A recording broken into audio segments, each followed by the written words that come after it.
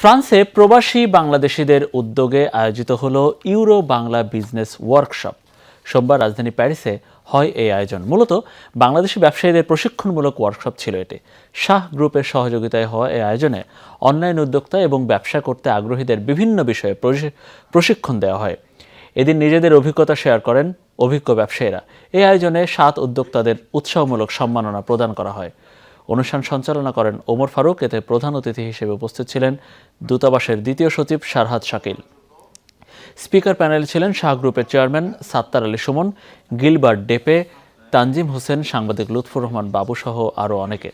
এদিন প্রশিক্ষণার্থীদের শুভেচ্ছা বক্তব্যের মাধ্যমে বরণ করে নেন অ্যাসোসিয়েশনের প্রেসিডেন্ট মজরুল হাসান চৌধুরী সেলিম।